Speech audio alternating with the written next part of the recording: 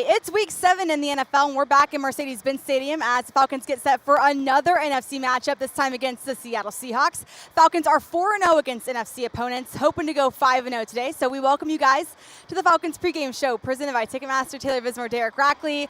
We're back in Mercedes Benz Stadium. The roof is open. It is. 3-game win streak the Falcons are on. How you feeling right now? A lot of positivity in the air, Taylor. I mean, it's a beautiful day when you have a stadium that has a roof that's pretty much closed, but it's open today. So Yes.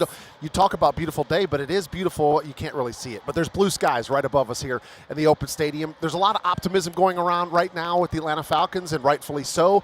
But it's time to keep the train moving forward in a positive direction, and Yes. you do that today against Seattle. Yes, that's right. And I think it's so fun having home games, of course. But I think as the season has gone on, the home games have become more and more and more fun. There's been more fans in the stands. There's been more noise during the games. It's been so fun to be a part of here in Mercedes Benz Stadium. And today, Novelis is actually the game sponsor. And as the game sponsor, they decided to do a giveaway with cutouts of some of the players' heads. So if you do not have one and you're in the stadium and you would like to get one, they're at all the gates. The players include Kirk Cousins, Bijan Robinson, Drake London, Jesse Bates, Grady Jarrett, and Younghoe Koo. I chose Kirk Cousins. You have Bijan Robinson. I got Kirk Cousins because of his electric quote from earlier last week.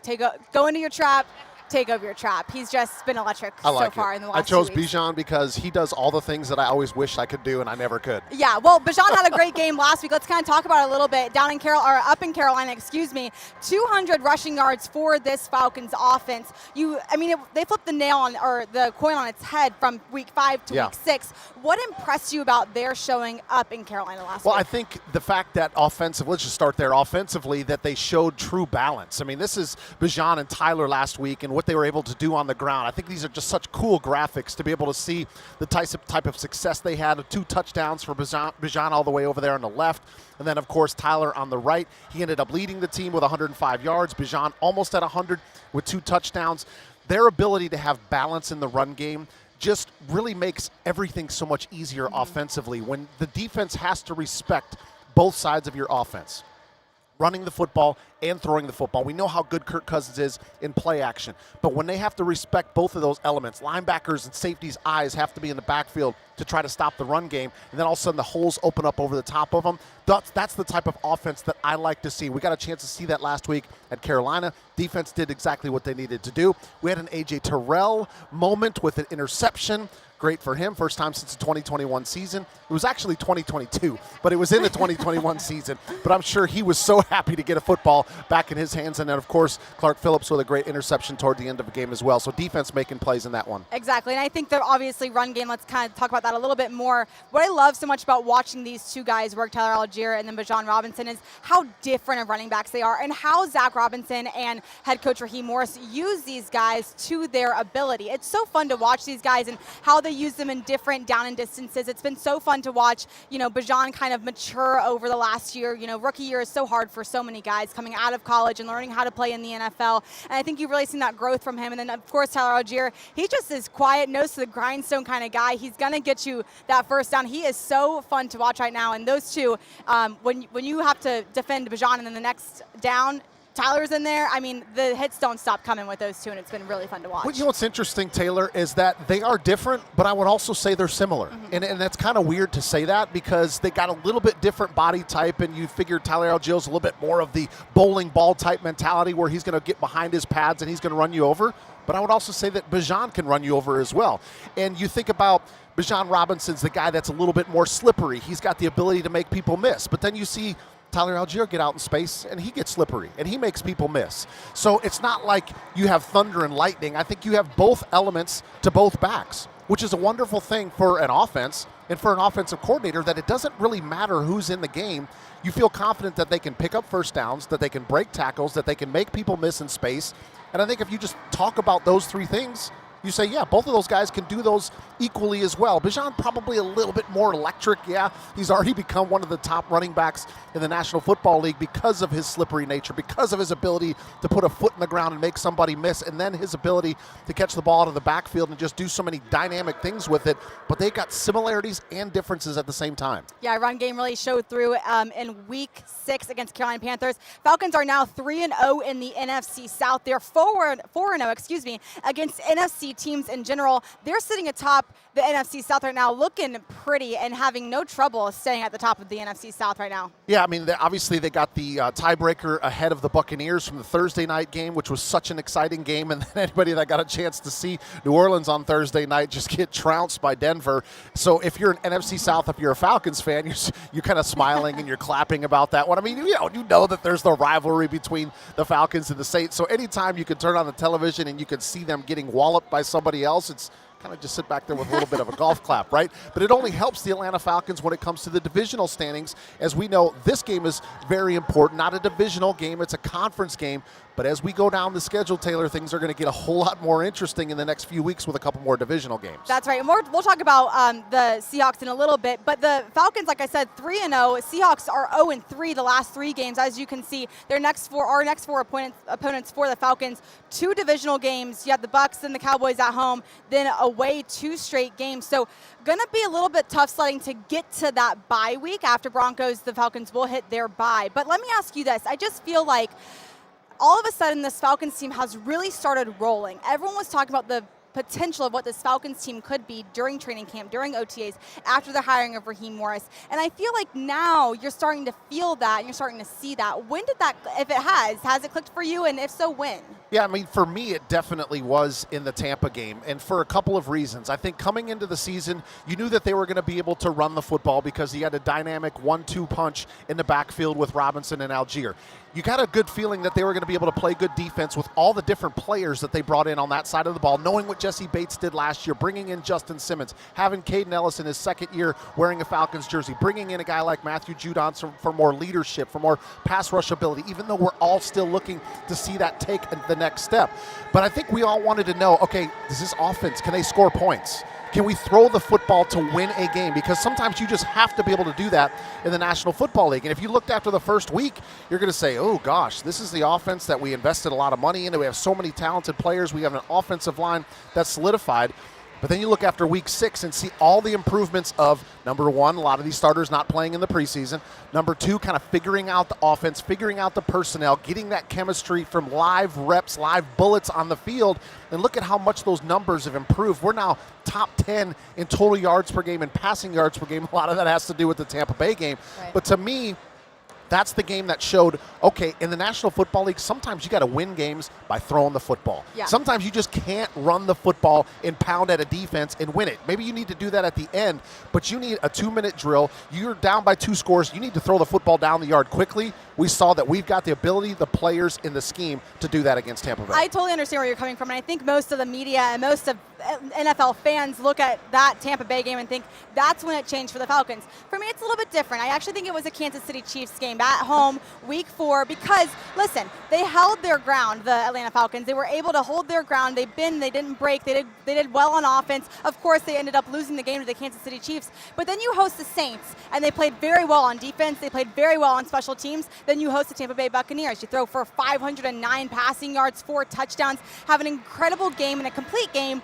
through the air. Then you go to Carolina and you have a complete game on the ground. And I think what you're seeing now is all of these puzzle pieces starting to click around the same time. I don't think it's about getting hot. I think that's later in the season is when you want this team to get hot. I think what they're doing now, and especially after the Kansas City game, is finding their footing, finding who they are, finding their identity, and finding what they want people in the NFL to know about this 53-man roster. And to me, that kind of comes back to consistency, right? Which is really hard to get in this league because every team that you play has professionals that are getting paid a lot of money and that are considered the best at their position, their group, whatever it may be, but starting to find a little bit more consistency. Remember the struggles Atlanta had offensively on 3rd downs to start the season. I'm not going to sit here and say that things have gotten dramatically better, but they've improved. And those are the type of things, the consistency you're looking for to develop each and every week. A little bit of what you talked about, Taylor, the growth in different phases of this team every single week. Defense 1 week, rushing 1 week,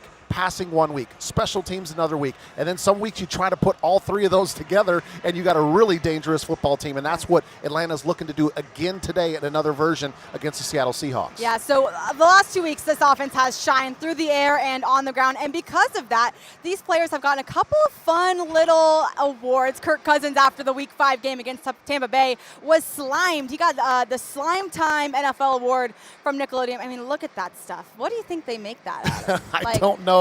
I just probably doesn't feel too great and probably doesn't smell all that fantastic either. But Kirk, just such a great sport. They got a little trophy for him right there. I think Matthew Bergeron ends up bringing him a little a necklace, a chain that goes along with it to kind of complete everything. I mean, what a great sport that he was for that entire thing. But an honor well deserved for him, of course. He was so excited for that. And obviously he has 2 boys, and I think he did it really for his boys. He was like, they are so excited about me getting slimed. But then the very next week after Carolina, Taylor Algier won the Angry Ones Award from Good Morning Football. Obviously, this is a weekly award that running backs get after having really great yards after contact. Yeah, as a picture of Tyler with his scepter right there, and this is the run that basically capped off him getting that award from last week. And again, just watch it again. This is where Tyler ends up getting this football, and he goes downfield. Just watch the blue jerseys. These are all the Panthers that had an opportunity to get him down. 1, 2, 3, 4, 5. Actually, just count the guys that are not in the play. There was 8 different players that had an opportunity to bring him down, and that pile just kept on moving its way down the field.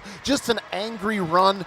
And Tyler Algier very deserving of that award for how he was able to carry the Carolina Panthers and the Atlanta Falcons to a victory there. It's been so fun, and obviously I want to give a quick shout out to our team photographer, Shauna Lockwood. She took the Angry Runs pictures for Tyler Algier. Did it last year for Cordero Patterson. They just come out so awesome every single year. They're so fun. Like, it's so fun to like listen to her talk. Like, look at this picture. I mean, the little fires around him, that's confetti. And it's just incredible. She's like throwing confetti around, trying to get these shots of Tyler, and just kudos to her. She's such a great photographer. I love watching her stuff. I'm not a huge social media guy, but like if that was me and I got that, that would be one of those hashtag new profile pics, right? Like that's a pretty savage picture right there. Yeah, great picture. So Falcons seem to be on a roll. They're 3-0 right now. Seahawks 0-3. Let me ask you this. Going into this game, let's kind of switch gears here. 3-0, you seem to be snowballing. You seem to have a good thing going, but then you flip the coin on its head, you're 0-3. Yeah. What's more dangerous, a team that is rolling or a team that's hungry and desperate for a win? Well, I mean, to me, if you're the Falcons and you're facing a Seahawks team that has struggled over the last 3 weeks, you don't want to give them a reason to get out of this slump, right? I mean, Seattle's just looking for anything, any positivity early on in the game to help them break out of this. Got off to such a great start this season. Geno Smith playing at a high level, and then all of a sudden, it's not like they're playing terrible, but their defense is just giving up way too many points. They end up losing 3 straight games, have a primetime matchup against a divisional opponent a couple of weeks ago against San Francisco. They end up losing that game, so that puts them behind the 8 ball.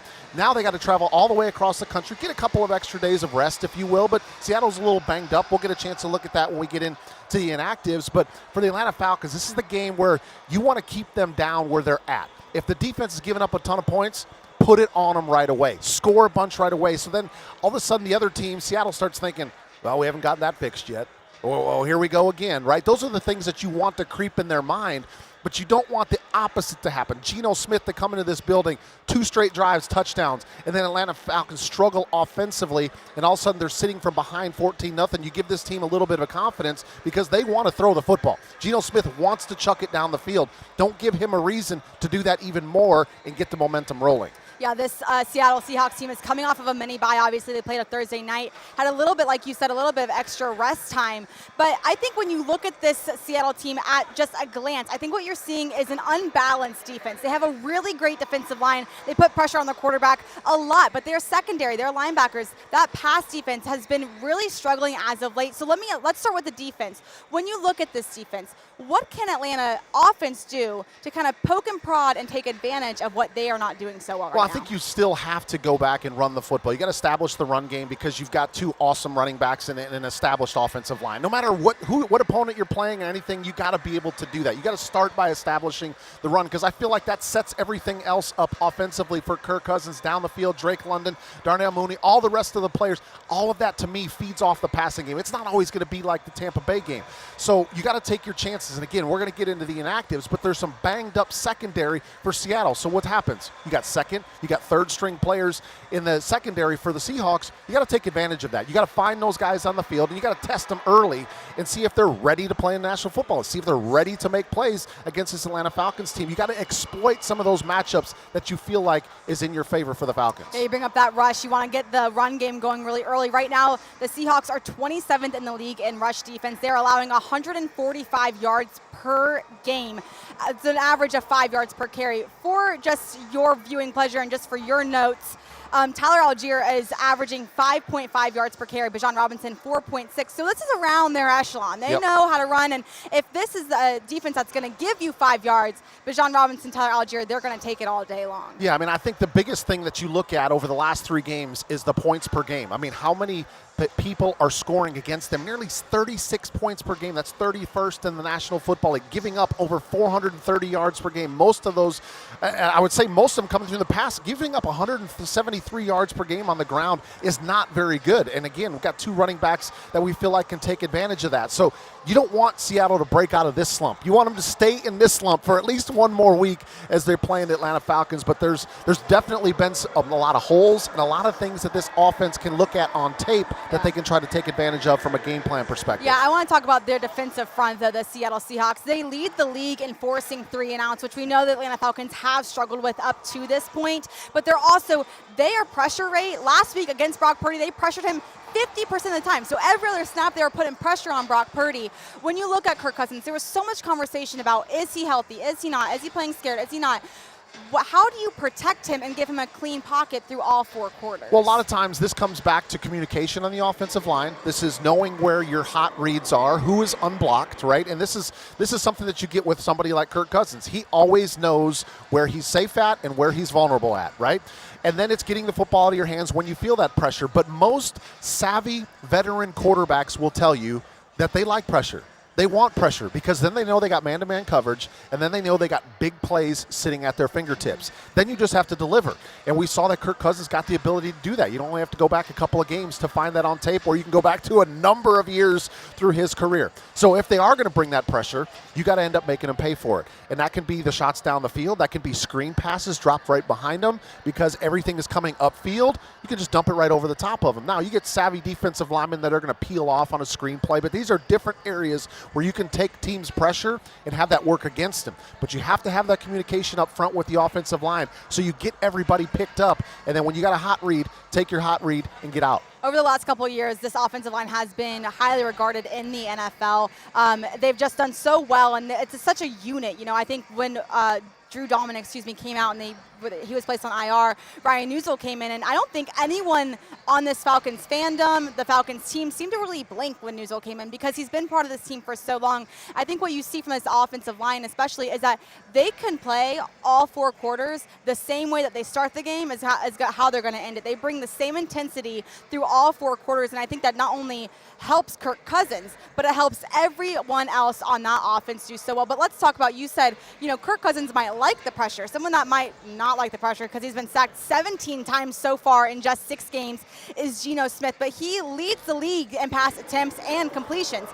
What do you make of Geno Smith right now? I mean, he's having like a year of his life. Yeah, I mean, I think overall you look at Geno Smith and you give him a lot of credit for how he's been able to turn around his career. I mean, he looked like one of those guys early in his career where it was going to be kind of cut short, like so much talent, but things were never really able to get all together. And then he ends up making the move to Seattle and he finds his opportunity and things kind of work out in his favor and he gets his confidence back. And when this guy was in college, I mean, he was legit. I mean, he was a big-time passer and playmaker and it looked like he had all the confidence. Well, he's finally got it back with Seattle. And even though there's a couple of things that you can look at, yes, the interceptions, yes, he's gotten sacked, but he's also top at the NFL in a number of different categories as well, and he's averaging nearly 300 yards per game through the air. This is the Seattle offense this year. They're basically 2-to-1 pass to run. They have 251 pass attempts and 125 runs this year. So they're showing you how they want to attack offenses and basically where they feel like their strengths are. We'll get into their wide receivers, but they got 3 really good ones that they can throw at you today, and all 3 of them can make you pay if you don't have your coverage responsibilities taken care of. That's the reason why I think Seattle has been very pass-heavy this year. Yeah, what I find so interesting about this pass-heavy offense is they only have 6 passing touchdowns so far this year. They have 9 touchdowns in the rush, which could just be they're more in the red zone. They need to rush the ball a little bit more, run the ball. It's a little bit harder to get those completions when you're in the red zone. Right now, they rank 11th in red zone offense throughout the NFL. But, I mean, you can see right here the Geno Smith breakdown. What a career and how he's been able to turn around, come back, be someone prominent for this Seattle Seahawks team and build the trust with the wide receivers that we're about to talk about here in a second. Build that trust for them to be able to get downfield, get them the ball, and get big plays on the board. Yeah, a couple things stick out. At the top right there, 80% of his completions come within 10 yards of the line of scrimmage. So that tells me a lot of dink and dunk or short routes, right? Trying to get the ball out of his hands. Then you go all the way down to the bottom. 50% of his passing yards come at or near the line of scrimmage. So again, the completions and the passing yards. So he's throwing quick screens, he's throwing quick slants, stick routes, out routes, the stuff where he gets the ball out of his hands quickly. And you think, okay, well, if he's doing that, he shouldn't be getting sacked a lot. Well, he still is on occasion holding onto the football a little bit too long, and opposing defenses are able to get after him. Again, that's an area where Atlanta's been struggling. Last in the National Football League when it comes to sacks. That needs to change because it looks like there are times when Geno Smith does hold on to the football. Even though he throws short, maybe he's looking short right and then middle and then left, and that's when you have to get to him at that point, especially if it's on third down. Got to get him down on the ground so the defense can get off the field. Well, let's talk about the guys that he's possibly going to be throwing to tonight. Number 1 is DK Metcalf. He has the most receptions on this team, 31 through 6 weeks. Something interesting about DK, though, is that his yards before his catch, 9.2 on average, and then he averages 5.9, almost 6 yards after the catch. So what do you make of DK? He's going to get you in space. He's going to try to get some space on you as a defender. But how do you stop the production that Geno and DK seem to be having so far? He's hard. He's a tough matchup because the guy's a physical specimen, right? I mean, he's long, he's strong, and he can use his body as an advantage. It's almost like he can play basketball and football at the same time because he's going to be able to elevate and go up over top of you. He can use his large frame to kind of box some corners out to kind of get there before the ball does, but yet he still has, I mean, look at his legs. I mean, goodness gracious. I mean, guys put together together well now, okay? But he's been held in check a little bit the last 2 weeks, but the 3 previous games before that, over 100 yards receiving. Yeah. And he leads this team with the most explosive plays. And in passing, that's receptions of 20 yards or longer. He leads the team. So what does that tell you? He's the one that either has the ability to break tackles or they're going over the top of the defense with him. So that's what you have to know when you're going up against DK Metcalf. And when you try to tackle him, you better make sure you come with a form tackle, because you come with an arm tackle, he's likely going to break that. Yeah, and it's not like they have a wide receiver 2 and 3. Like I said with Darnell Mooney last week, I think he's like a wide receiver 1B, with Drake London. What they seem to have with Jackson Smith, Njigba, and Tyler Lockett, is a wide receiver 1A, 1B, and 1C. You got 3 great options in wideouts here. I know we kind of talked about DK, but when you look at these 2 other wide receivers, especially Tyler Lockett, he's been with the Seahawks team for a while. He knows how to play with Geno Smith. How do you stop this production and having 3 really great wideouts that are a problem if they get the ball? Well, here's the thing with Tyler Lockett. You got a seasoned vet. He's been with the Seahawks his entire career. He's in his 10th year here. He's had 4 seasons where he's been over 1,000 yards. He's off to a little bit of a slow start this year. However, he is a guy that's likely going to get, call it 6 to 9 targets per game. So they're going to throw the football in his direction. Not necessarily going to run past you. He's going to run great routes. He's going to catch the football, and he's going to pick up first downs. You see, he hasn't been able to punch the ball into the end zone a whole lot this year with just 1 touchdown. But he's one of those guys where if you try to focus all your attention on DK Metcalf, he's going to make you pay, because he's not going to make very many mistakes, and he's just that guy that creates separation, right? He's one of those guys that you want on your team because he knows how to get himself open. And that's what Tyler Lockett has carved out such a career for himself and been with the same team for so long. He gets himself open, he doesn't make mistakes, and he catches the ball. Yeah. That's something that they're going to have to look at today. Exactly. Someone else that's going to make you pay is Kenneth Walker III. He was questionable coming into the game today. He will be playing. Obviously, you have said the last couple of weeks, the way that you want to start these games is by getting the run game going. Same might go for the Seattle Seahawks today. When you look at Kenneth Walker III, how do you stop his production? I know they're not the best with the run game, but you have to stop them because this Falcons defense has just not been so good against the run. Yeah, I mean, you see he's averaging just under 59 yards a game, and I feel like that's what it needs to be in this game. Like, you don't want him to get back on track, and he's averaging just shy of 13 rushing attempts a game, so he's not one of these guys this year. Now, granted, he's been a little bit banged up. He's actually only played in 4 games this year, but they're not feeding him the football 18 to 22 times a game on average. They're starting to kind of balance things out a little bit. Here's a guy that has been physical, right? He's a downhill runner, and over his first 2 seasons, he was averaging about 28 receptions a year. This year, in 4 games, he's already got 21 receptions, right? So he's got the confidence. He's earned that from the coaching staff, and they're starting to say, you know what, we've got something with him when he comes out of the backfield as well. So you look at Kenneth Walker, he's physical. He does have 5 rushing touchdowns, but a lot of times what happens is they use him as that battering ram once they get inside the 5-yard line, and he's able to get the touchdowns from that perspective. Keep them out of that distance, because otherwise you know you're going to see a heavy dose of Kenneth Walker, but you also got to defend him out on the perimeter because they're starting to get him more involved in the passing game. Yeah, like I said, Kenneth Walker was questionable coming into this game. He will play today, but let's go ahead and get to the inactives today for both the Seahawks and the Falcons. For the 3rd week in a row, Troy Anderson will be inactive today, still dealing with that knee injury. We saw Nate Landman come back last week, though. Had a pretty good game against the Panthers, first game back after injury. Antonio Hamilton Jr. is also inactive for the Falcons. He's been playing that nickel spot, kind of rotating with Clark Phillips a little bit. He came out and will not be playing today. Let's switch to the Seahawks, though. This is really where the story lies. Stone Forsythe, their tackle, he will be inactive today with a hand injury. So they're going to move on to their 4th string right tackle, rookie Michael Jarrell, to make his first NFL start today. You have Trey Brown, the cornerback, Rick Woolen, the cornerback, and then Rayshon Jenkins, who's not on this list, who's placed on IR. Their star safety, they are banged up in their secondary. What are you thinking when you see these inactives for the Seattle Seahawks? Yeah, I mean, I think the biggest one you circle is Stone Forsythe being out of this game, and as you mentioned, Michael Jarrell, a 6th-round pick out of D2 University of Findlay, is going to make his first career start. And not only that, he's going to play in his 2nd career game. He played against the 49ers a week ago Thursday, and he played 4 snaps on special teams. And so you think about an opportunity here for this defense going up against a rookie tackle. And I don't want to take anything away from the fact that he played D2 football. There's a lot of NFL players that have played D2 football. But he has not played much on the offensive line. And he has not played when live bullets have been coming at him. So this is a huge opportunity for him, number one. but number two for this Falcons defense to find some matchups. Maybe that's one where they get Matthew Judon lined up over the top of him and see if he can take advantage of some rookie mistakes made by the young fella. So that's the one that I would end up kind of circling if I were the Falcons. But as you mentioned, Reek Woolen being out, he's a starter. Trey Brown, a backup, he's out. They're banged up in the secondary, so potentially an opportunity against some guys that are not so much seasoned in the secondary to take advantage of some plays downfield. Yeah, like you mentioned with that right tackle out, there's been so much opportunity and a lot of questions for this pass rush defense for the Falcons of where are the sacks? Where is the pass rush? We got Matthew Judon, or the Falcons acquired Matthew Judon from the Patriots.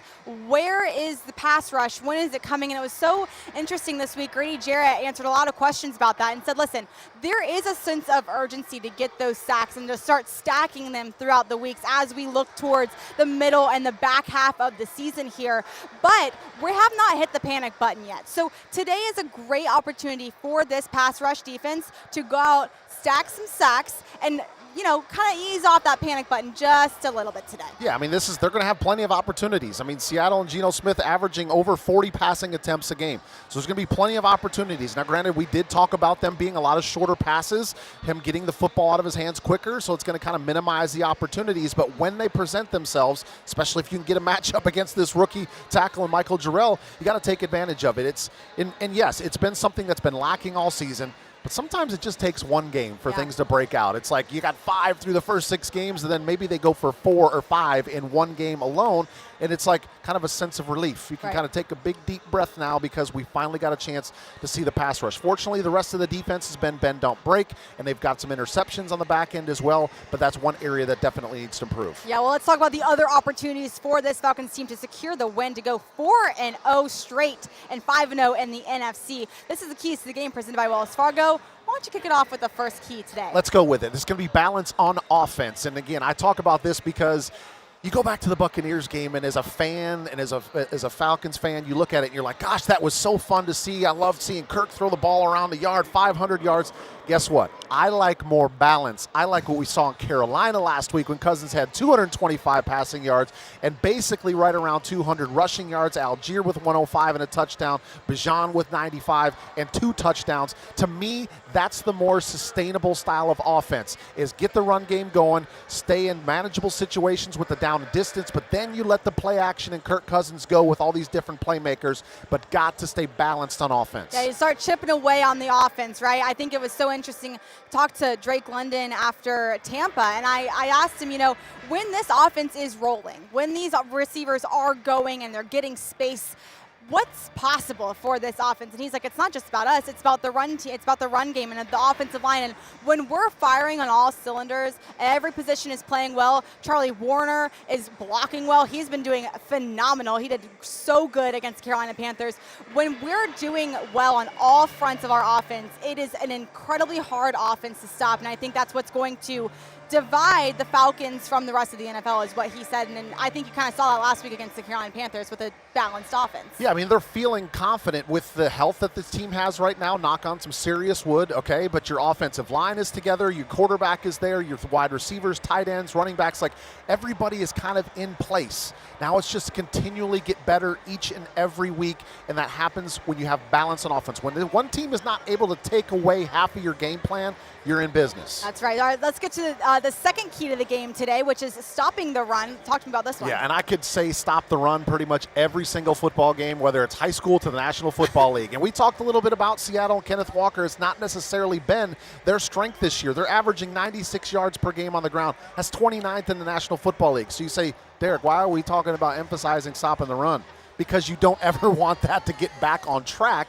And it's been an area where the Atlanta Falcons have struggled this year, quite frankly, is giving up too many running plays. So you don't want Kenneth Walker and the rest of this rushing offense to get back on track today. And I know that this plays right into the hands of what Seattle does. But again, I just mentioned it. If you can make an offense one-dimensional where your team pretty much knows what's going to happen because it's 3rd and 12 and they're trying to pick up a first down, they're going to throw the football. So you can rush. Your defensive backs know that the ball's coming through the air. They can start sitting on some routes. They can start anticipating. And we've seen through the year and a half with Jesse Bates, he's probably one of the best anticipators, if you will, at that safety position because of his study, because of his experience, and his playmaking ability. So stop the run and allow that to give you some chances in the pass. Falcons are 24th against the run right now in the NFL. They've given up 856 rushing yards in just 6 weeks, 10 rushing touchdowns. Something to note, I said it earlier in the show, the Seattle Seahawks, they have 9 rushing touchdowns this season through 6 weeks. So they like to run the ball in the end zone if they get the opportunity to. So stopping the run is enormous, especially in the red zone, it seems like. So let's get to the third and final key to the game today. Yeah, and that stopping the run leads me to the last key, which is make plays against the pass. Because we talked about it this entire show. We know they're going to throw the football. Geno Smith averaging nearly 42 pass attempts per game. And we've got 5 interceptions this year from 5 different players, one of them coming from that guy right there. Is it not just like foreshadowing that he's got a football in his hands right now too? Because that's what he's going to end up doing through the course of this game is Jesse Bates. But there's so many different players. Again, we saw A.J. Terrell get his interception, first one since the 21 season. Make plays against the pass. We know that they're going to throw it. They've got 3 talented receivers. We didn't even really get a chance to talk about Jackson Smith and Jigba, but he's a former first-round pick that he's another guy that he can make you pay if you give him the opportunities. So once the ball goes through the air, let's make plays against the pass. It could be the pass rush. It could be sacks. It could be tip balls at the line of scrimmage. Or it could just be tackling. When you have a 3rd and 12, you force him to throw a check down at 5 or 6 yards. The guy turns around. You make the tackle, get him down on the ground, force the punt team on the field. Making plays doesn't always mean turnovers. Yes, so those are the ones that we love, but getting off the field on 3rd down is just as effective. I love getting off the field on 3rd down, but this is the first time, you guys. It's week 7. You don't? I don't have a key, but I do have a preference. I'm back to Taylor's preference. Here we go. And my preference. Can we get a graphic for this? No. Okay, listen. I have 2 guys that I would like to have great games. I would like for them to be, dual players of the game, if you will. Number 1, Grady Jarrett. You can get his head out of the gate from Novellis. Grady Jarrett, I would like to see him with another 2 sacks would be great, honestly. Okay. I think that it's been a slow roll for Grady Jarrett and the rest of the defensive line. Hold on. I'll hold it. Oh, thank you. I would like to see him get some action today against Smith. My other one, it's no surprise, Jesse Bates. I need more Jesse Bates interceptions. I know last year going into Tampa for our second game against them, I kept saying I need anyone else but Jesse Bates to intercept the ball. No, I take it back. Jesse Bates all day long. I need more from Jesse in terms of interceptions. Obviously, the corners had the big day against Carolina with 2 interceptions. I need some more from the safeties of Justin Simmons and Jesse Bates. These are my players of the game. Taylor's preference. Taylor's preference right here. All right, guys. Well, we need to get out of your way. The game will start at 1 o'clock on Fox today. It's week 7 against the Seattle Seahawks. As we leave you, though, I wanted to tell you a little bit about a new show coming out with our player, Kyle Pitts. He's got a new show called The Pit Stop. It came out this week, and we want to show you a little sneak peek of his time with Kirk Cousins and Chris Lindstrom.